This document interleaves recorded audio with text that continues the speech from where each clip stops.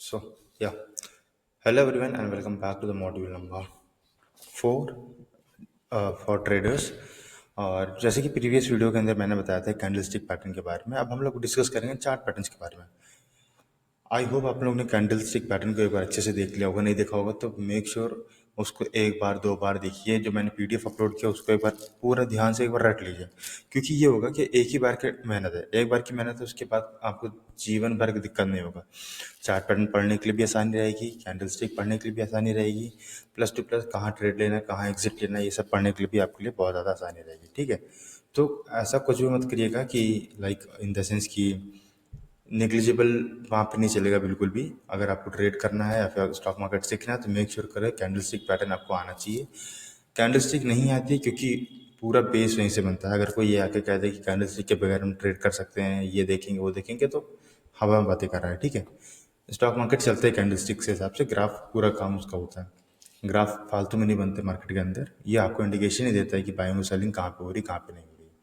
सो या I hope आप लोगों ने देख लिया होगा ना, और नहीं देखा तो मेक श्योर ईमानदारी से देखिए पूरा का पूरा। तब तक हम आगे डिस्कस करते हैं चार्ट पैटर्न के बारे में, कि कितने तरह के चार्ट पैटर्न होते हैं और कब कब आपको एंट्री लेना है, कब कब आपको एग्जिट लेना है, वो पूरा का पूरा उसके अंदर हमने डिस्कस करके रखा है।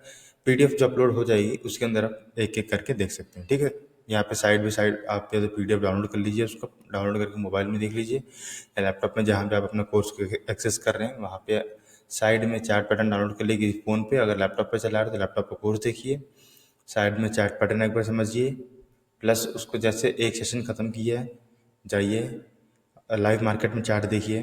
ठीक है, कम से कम एक हफ्ता आपको चार्ट देखना है, कैंडलस्टिक समझना है कहाँ बन रहा है कहाँ नहीं बन रहा है, सही बन रहा है गलत बन रहा है। जो चार्ट्स के अंदर दिखा रहा है कि लाइक यहाँ पे हैंगिंग मैन बन रहा है या फिर यहाँ पे बुलिश कैंडल बन रही है, तो क्या वो सही दिख रही है कि नहीं दिख रही है, गलत तो नहीं जा रहा। ये सब आपको एक धीरे धीरे करके समझ में आएगा। ठीक है, सो या कंटिन्यू करते हैं। आज हम लोग डिस्कस करते हैं चार्ट पैटर्न्स के बारे में, तो ये चलते हैं यहाँ पे। ये हम लोगों ने कवर कर ही लिया था, अब हम करते हैं चार्ट पैटर्न। ठीक है, candlestick conversion, sorry confirmation and divergence. Divergence क्या होता है वो हम अभी डिस्कस करेंगे, पहले चलते हैं कैंडलस्टिक पैटर्न के बारे में। ठीक है, या कैंडलस्टिक पैटर्न में ये होगा, थोड़ा सा छोटा कर लेते हैं so that I have this for having यहाँ पे। अगर इसको पूरा कर लेते हैं, ऊपर से दिखाई देता है कि नहीं देखा, नहीं देखा, चलो यहाँ पे हम लोग डिस्कस करेंगे कि ब्लू, येलो,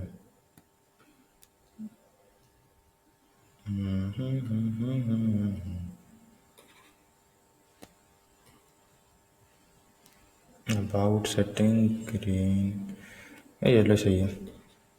ठीक है, थोड़ा सा बड़ा एंड गोइंग फर्दर। या देखिए कैंडलस्टिक पैटर्न के अंदर ये होगा, कंफर्मेशन के अंदर देखो पहला हम ट्वीजर टॉप जो हम लोग ने पहले डिस्कस किया था, कैंडलस्टिक पैटर्न के अंदर ट्वीजर टॉप हम लोग ने यहाँ पे डिस्कस किया था। आई होप आप लोगों ने देखा होगा, अगर नहीं देखा तो उसको देखिए। यहाँ पे ट्वीजर टॉप के बारे में बताया गया है। ठीक है, यहाँ पे ट्वीजर टॉप बना हुआ है मार्केट के अंदर। आप इसके अंदर आपको नहीं शो होगा, एक सेकेंड। जितना भी बेसिक्स है सब यहाँ से आपको समझ में आया। पहले से ये कैंडल समझ लीजिए। ठीक है, आप यहाँ पे देखिएगा कि ट्वीजर बॉटम, ठीक है, ट्वीजर टॉप ये रहा। तो ये सब डबल कैंडल पैटर्न हो गया, ट्रिपल कैंडल पैटर्न हो गया। ठीक है, तो डबल कैंडल पैटर्न के अंदर ही हम लोगों ने क्या कल डिस्कस किया था कि बुलिश किकर क्या होता है। ठीक है, बुलिश हैरमी पैटर्न क्या होता है, ट्विजर बॉटम क्या होता है, बेरिश किकर क्या होता है। तो जैसा जैसा चार्ट इसमें शो कर रहा है सेम उसी को हमको बस नाम दिया गया है उसको बेसिकली, कि डार्क क्लाउड कवर, ये सब थोड़ा टेक्निकल नाम दिया रखा है कि थोड़ा सा फैंसी लगे, पर ऐसा कुछ भी नहीं है। ठीक है, अगर आपको नहीं समझ में आ रहा है तो एक बार इसको समझिए पहले तो, और बहुत बेसिक्स सी चीज़ है, कुछ बहुत बड़ा हवा नहीं है ये। ठीक है, चलिए जूम कर लेते हैं। अब हम डिस्कस करते हैं कि what is this meaning of tweezer top. Tweezer top का मतलब होता है कि पहले मार्केट अपसाइड जाता है।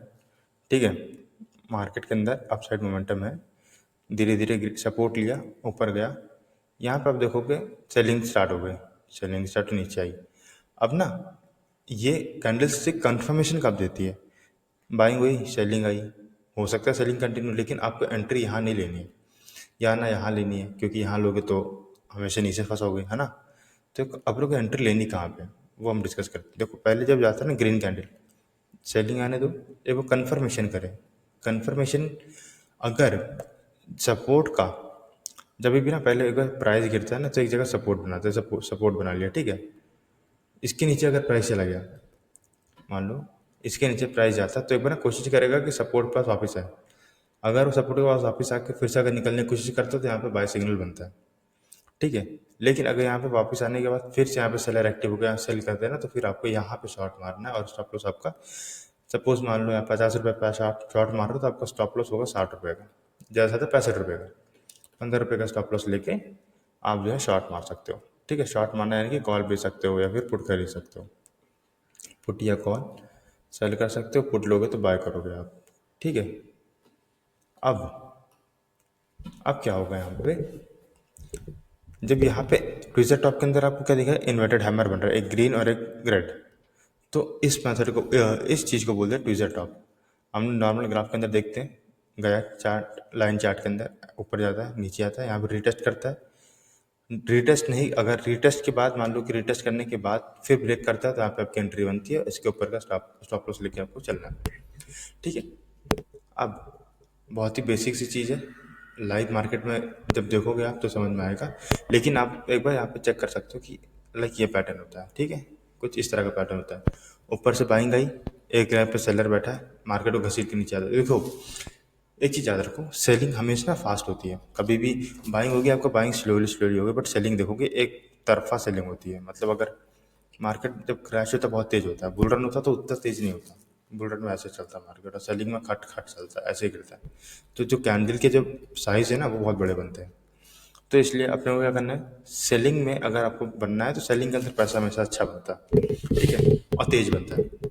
बाइंग के अंदर ही पैसा बहुत अच्छा बनता है, पर थोड़ा स्लो वे में बनता है। अगर मान लो शॉर्ट कवरिंग वगैरह तब बात अलग है, लेकिन अदरवाइज अगर मार्केट के अंदर पैनिक है, सेलिंग है, तो फिर सब लोग क्या करते हैं, डर के मारे बेचते हैं, और डर के अंदर ही पैसा बनता है। वॉरेन बफेट की एक लाइन है, when everyone become greedy become fair. आप सब लोग ग्रीडी हो रहे तो फिर रुक जाओ, और जब सब लोग डर रहे हैं तो ग्रीडी बन के खरीदो, मतलब लालची बन के खरीदो, क्योंकि तब सस्ते में मिल रहा है ना आपको भाव, ठीक है।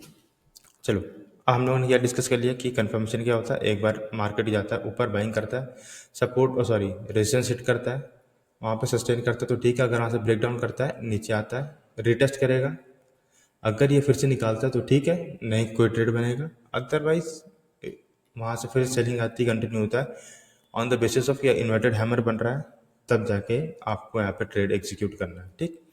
बेरिश इंगल्फिंग कैंडल तो बहुत ही सिंपल है और बहुत ही अच्छी कैंडल होती है, इसके अंदर आपको अच्छा टारगेट मिलती है बेरिश इंगल्फिंग कैंडल के अंदर, ठीक है। अब एक चीज़ समझना, जब सेलिंग आती है फिर मार्केट आके कंसोलिडेट करता है, ठीक है। सेलिंग के अंदर सेम यही होता है, एक बार की सेलिंग आएगी, फिर थोड़ा सा बाहर एक्टिव होंगे, धीरे धीरे मार्केट को साइडवेज रखेंगे। लेकिन फिर ये ना, यहाँ पे जब सेलिंग एक बार की होगी ना तेज, जब अपना सपोर्ट तोड़ेगा, तो फिर सेलिंग बहुत ज़्यादा तेज होगी। अभी ये समझ लेते हैं, फिर हम लोग नेक्स्ट सेशन के अंदर ना लाइव मार्केट में समझ के दिखाएंगे, ठीक है। एक एक को फिर से हम लोग डिस्कस करेंगे और लाइव मार्केटिंग में देखेंगे। अब यहाँ पे क्या होगा, रेस्ट लाइन चार्ट कैसे बनेगा, सेम सपोर्ट लेवल के पास मार्केट ऊपर होता है। इसको मान के चलिए आपका मार्केट ओपन हो रहा है, ठीक। मार्केट ओपन हुआ, नीचे आया, रिटेस्ट किया एक बार, दोबारा रिटेस्ट किया, ठीक है। दूसरी बार अगर रिटेस्ट करने के बाद फेल हो रहा है ना, देन आपको टेक एन एंट्री, पुट लो या कॉल शॉर्ट करो, ठीक है। पुट लो या कॉल शॉर्ट करो, और यहाँ पे आपका एंट्री लेके थोड़ा सा 10-15 रुपये का ऊपर का स्टॉप लॉस लेके आप एंट्री ले सकते हो।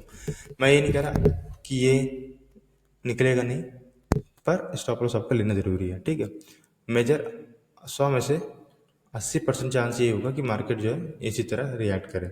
लेकिन कभी कभी इंस्टीट्यूशन कुछ भी हो सकता है, लाइक विक्स बड़ा होगा तो विक्स के अंदर आपको कोई मूवमेंट नहीं देखने को मिलेगा। विक्स मतलब वोलेटाइल इंडेक्स होता है, ठीक है। अगर कोई पॉलिसी है तब ये सब कुछ काम नहीं आएगा, पॉलिसी के वक्त बिल्कुल काम नहीं होगा आरबीआई पॉलिसी के वक्त, क्योंकि तब मोमेंटम बहुत ज़्यादा फास्ट होता है, ऐसा होता है। एक ही कैंडल में 500 पॉइंट, एक ही कैंडल में 200 पॉइंट, एक ही कैंडल में 100 पॉइंट, इस तरह चलता है, ठीक है।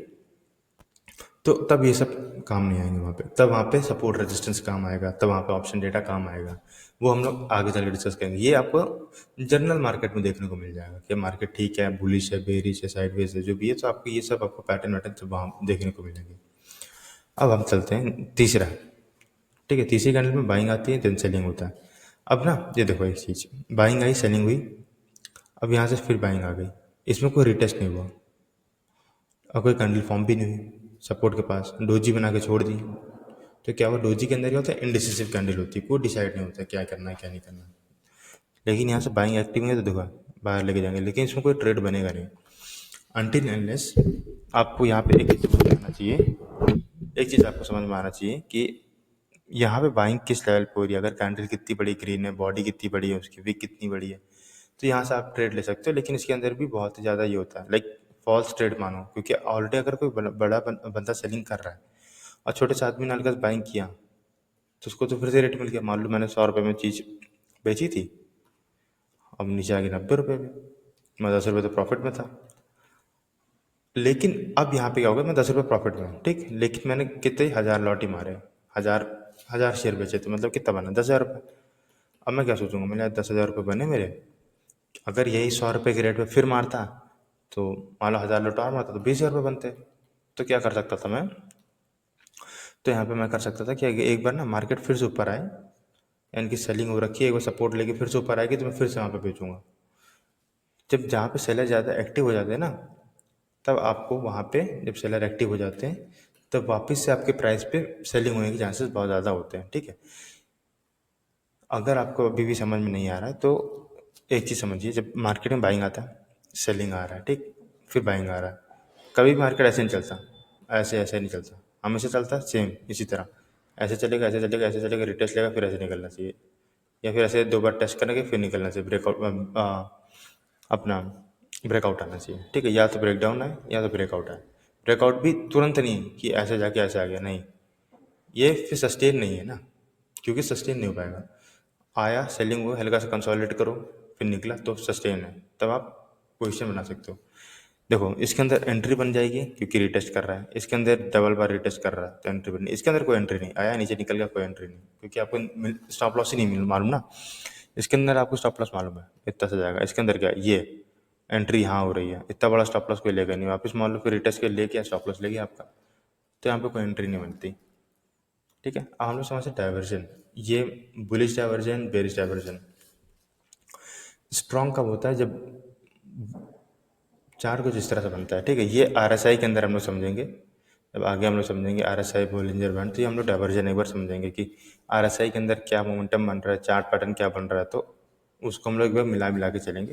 तो डाइवर्जन फिलहाल के लिए हम लोग आगे छोड़ देते हैं, डाइवर्जन हम लोग आगे डिस्कस करेंगे नेक्स्ट वाले सेशन के अंदर, फिलहाल हम लोग कैंडलस्टिक पे ही रहते हैं। ठीक है, आई होप आपको इतना समझ में आया होगा, इतना समझ में आया तो फिर हम लोग डिस्कस करेंगे, बाद में डाइवर्जन डिस्कस करना है हम लोग, अभी काफ़ी कुछ चीज़ें डिस्कस करनी है। ठीक है, डाइवर्जन डिस्कस करना है, देन उसके बाद हमारे पास ये सप्लाई डिमांड है, देन चार्ट का पैटर्न है, ब्रेकडाउन है। ठीक है, लेकिन जब डाइवर्जन समझ में आएगा तो आपको ये सब थोड़ा चीज़ें समझ में आएगी। अगर डाइवर्जन को छोड़ दिया तो वैसे भी समझ में आ जाएगी, कोई बहुत बड़ी बात चीज़ नहीं है ये।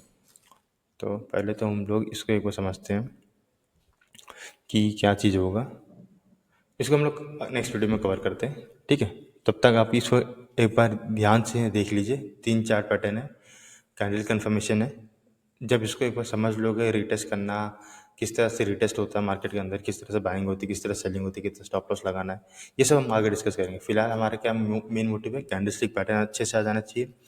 कैंडलस्टिक पैटर्न अच्छे से आने के बाद कैंडलस्टिक के बारे में जान लो, प्लस उसको लाइव मार्केट में ट्रैक करो और देखो क्या वो किस हिसाब से वर्क करता है। ठीक है, बैक टेस्टिंग करेंगे कि एक बार ट्रेड लेने के बाद या फिर 2 बार ट्रेड लेने के बाद, या फिर बैक टेस्टिंग करेंगे कि क्या ये सही में काम करता है कि नहीं करता। Over previous of like 10 trading session देख लेंगे, 50 ट्रेडिंग सेशन देख लेंगे कि यार ये सही में काम कर रहा है कि नहीं कर रहा, ये केवल ऐसे फालतू की है। ठीक, सो या तब तक के लिए मिलते हैं नेक्स्ट मॉड्यूल के अंदर, तो bye bye and take care.